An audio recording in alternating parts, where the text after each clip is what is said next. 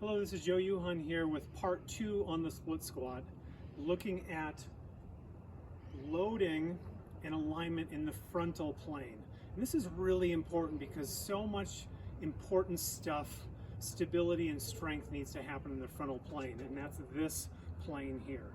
And so to review, the split squat is putting the leg back, being in a hip hinged and forward posture. But what's really important about the frontal plane is what the pelvis does. So the pelvis is going to control how much we use our hip. And so there's two planes of movement that we want to think about when doing the split squat. The first is this frontal plane. What a lot of people will do in the split squat or as runners is they'll come down and they'll let this pelvis drive up. I call this pelvis escape when the pelvis is sort of going away from the work. And so the number one thing that we have to think about in this plane is taking that pelvis and dropping it level. And so to drop it level is to truly engage the pelvis and the hip to do the work to make this exercise truly the benefit that it will give you.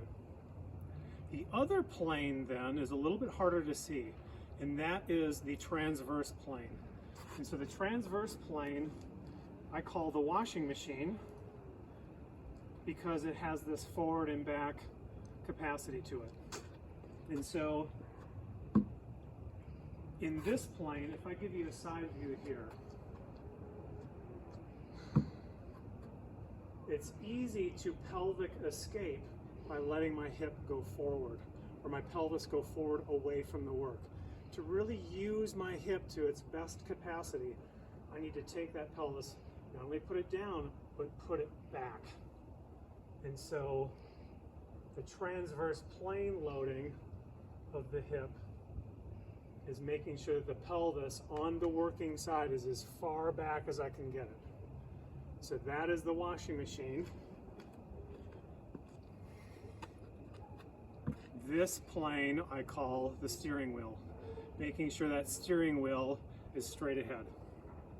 And so my recommendation for runners is to, when you're starting this exercise, have a mirror in front of you, put hands on your hips. So you can both watch the pelvis and see that pelvis loading in that efficient position.